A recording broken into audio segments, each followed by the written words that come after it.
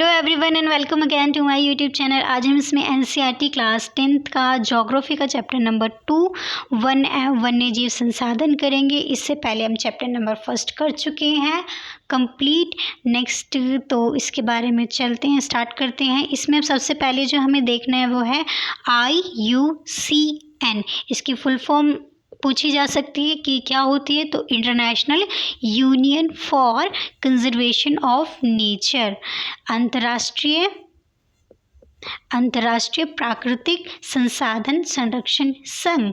अब इसका काम क्या होता है? इसका काम होता है वर्ल्ड में जितने भी, क्योंकि अंतर्राष्ट्रीय है, अंतर्राष्ट्रीय रूप से है ये, तो वर्ल्ड में जितने भी वन हैं, प्राणी हैं, उन सब की जो संख्या घट रही है, मतलब जो संख्या है उसके संरक्षण के लिए उपाय करता है कि इनकी संख्या कम हो रही है तो सुधारा जाए, और इनकी संख्या हो सकती है, उन सब के बारे में सोचने के लिए एक यूनियन है, एक संघ है, उनके बारे में ध्यान रखता है। तो अब भारत के बारे में पढ़ते हैं कि भारत में पाए जाने वाली वन्य प्राणी जातियाँ ये कितने प्रकार की पाई जाती हैं।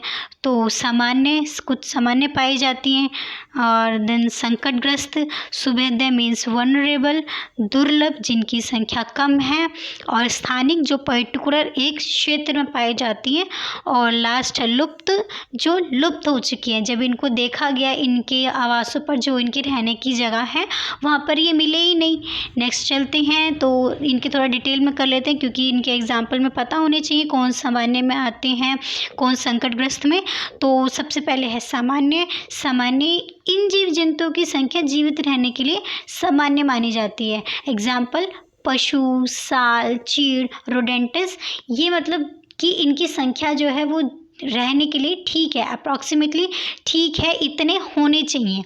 नेक्स्ट है संकटग्रस्त जातियाँ। संकटग्रस्त तो इनका लुप्त होने का खतरा रहता है, किस लिए?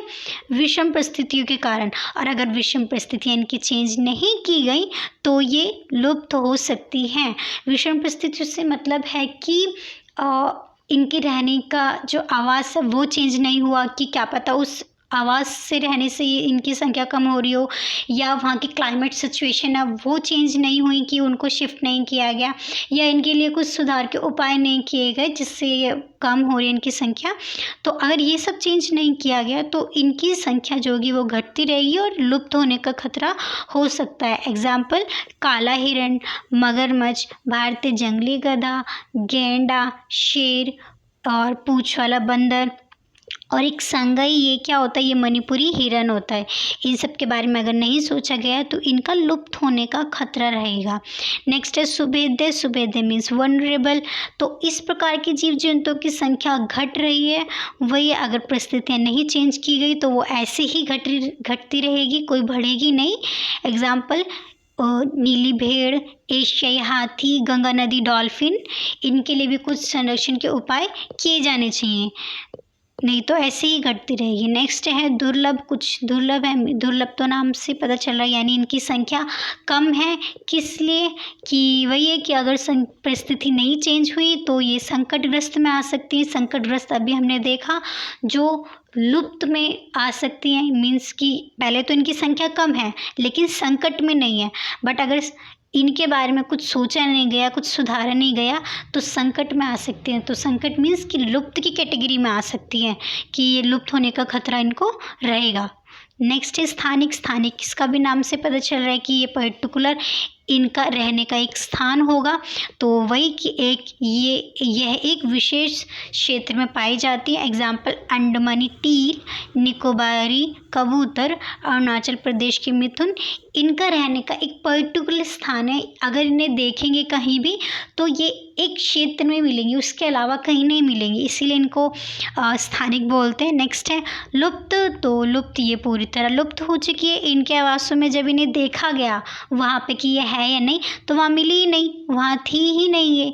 तो एग्जाम्पल है एशियन टाइगर मीन्स एशियाई चीता, और गुलाबी सिर वाली बतख। जब इनको देखा गया कि जहाँ पे रहती थी पहले तो वहाँ पे मिले ही नहीं, ये पूरी तरह लुप्त हो चुकी हैं।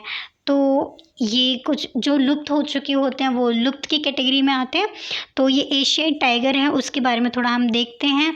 तो ये क्या है, ये बिल्ली परिवार का होता है, क्योंकि बिल्ली जैसा दिखता है तो बिल्ली परिवार का होता है। और ये 112 किलोमीटर घंटा यानी किलोमीटर पर आवर तक दौड़ सकता है। ठीक है, तो और ये तेंदुए से अलग है, क्योंकि कभी कभी क्या होता है, तेंदुआ और टाइगर दोनों को सेम समझ लिया जाता है, लेकिन ये दोनों अलग है। क्यों?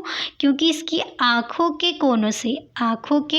कोनों से और ये देखो मुंह तक नाक के दोनों ओर फैली आंसुओं की लकीरनुमा निशान। ठीक है, ऐसे करके कुछ लकीरनुमा निशान मुंह तक ऐसे निशान होते हैं ये रे। तो ये क्या इसको तेंदुए से अलग करते हैं, क्योंकि तेंदुए के नहीं होते। और भारत में क्या था, भारत में जब इसको 1952 में देखा गया तो ये मिला ही नहीं, लुप्त हो चुका था। तो भारत में इसको 1952 में इसको लुप्त घोषित किया जा चुका है। किसको? एशियन टाइगर को। तो ये सब था आज की वीडियो में। अगर आपको वीडियो पसंद आई हो तो वीडियो को लाइक करना, चैनल को सब्सक्राइब करना और दोस्तों के साथ शेयर करना। Okay, bye bye, thanks for watching.